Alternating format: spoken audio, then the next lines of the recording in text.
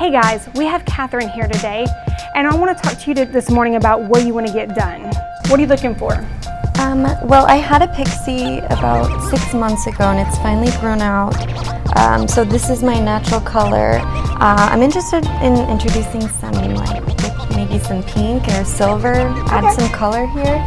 I still have a little bit of bleach down at the tips, but this is my natural color, maybe about 3 inches in. Okay. Are you okay with us lightening all this up here? Yes, absolutely. Perfect. And you're also wanting to go longer today? Yes, definitely. Awesome. What length are you thinking? What would be your goal that you'd like to achieve? I guess about 20 inches. Okay, perfect. Awesome. Well, let's get started.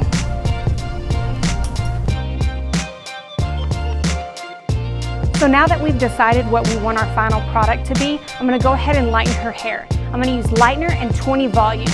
I'm only going to apply it in the beginning right where her natural color is. I'm not going to touch these ends with the lightener at this time. So let's go ahead and get started with this.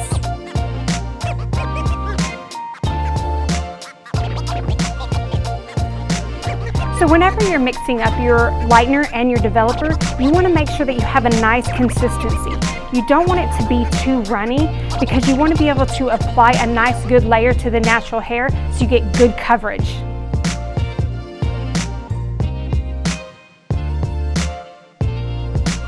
So whenever you're pre-lightening the hair, again, you only want to put it on the natural. You don't want to overlap on the ends.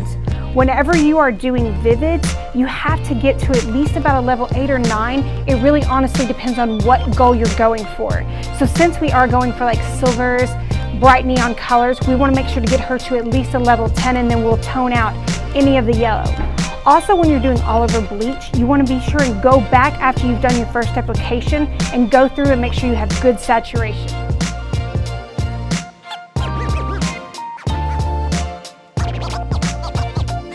So now that we have the lightener completely applied, I'm going to go ahead and place a processing cap over it. That way she'll continue to lighten to the desired level. And then next, we'll go ahead and wash her and get her toned. So now that we have had her lightening for a little bit, I'm going to go ahead and check and see what she's been processed to. What I'm looking for is I want to try to get her natural level to match the ends, and now I'm going to go ahead and pull it through again and just do a second application of the lightener over the top. So because it does tend to dry out sometimes after a while, and we want to keep it processing just to get that little bit more lightness that we need. So let's go ahead and get to that next step.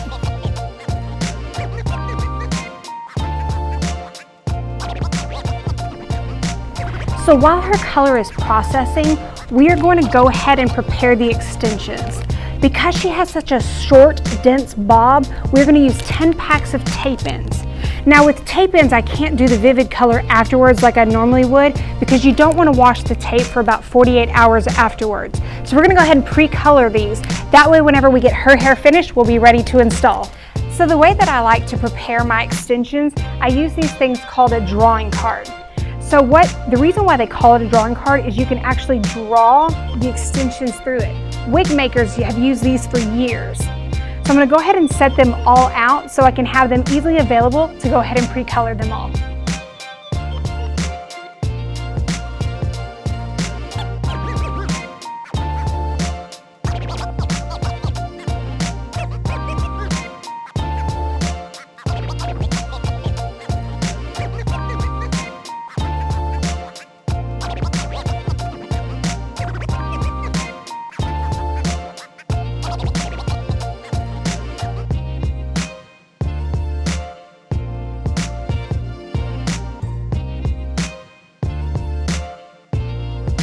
So now that she's all done in the shampoo bowl, we're going to get her ready for the next step, which is to apply the vivid color, but I don't want to apply it while it's still wet, so I'm going to go ahead and get her dried.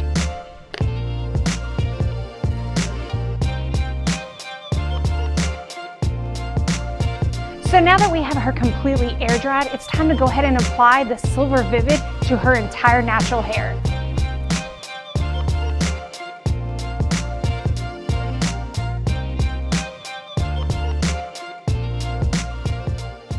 So normally for color, I would part it into 4 quadrants and apply it that way, but because her hair is so short, it's really hard to do that. But I still like to follow the same pattern and separate it the exact same way. With Vivids, you want to allow it to sit for about 30 minutes. I'm going to start in the back because that is where her color was just a little bit deeper.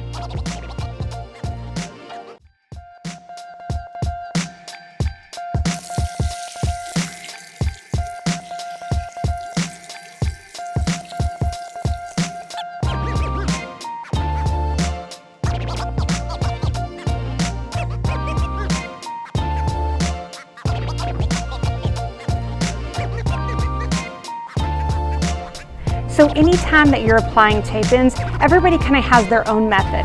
I like to use the rat tail comb and place it right at the very bottom of it. You don't want to place it too high because you don't want to mess with the adhesive. So then I take it, place it underneath, and then press the hair right over the top of it. Easy as could be.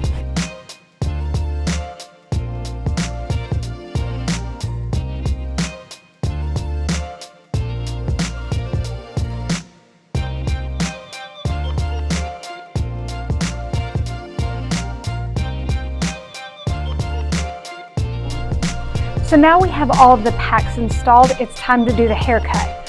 What I want to do, since she has very short hair, is I have to start layering from here underneath her hair all the way down to the perimeter. So I'm going to go ahead and get started with that.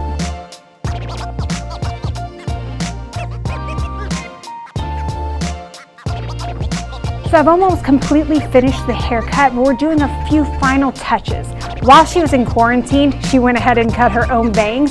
So we're going ahead and going back in and evening those up. So we're about to be done. You'll see the final result very soon.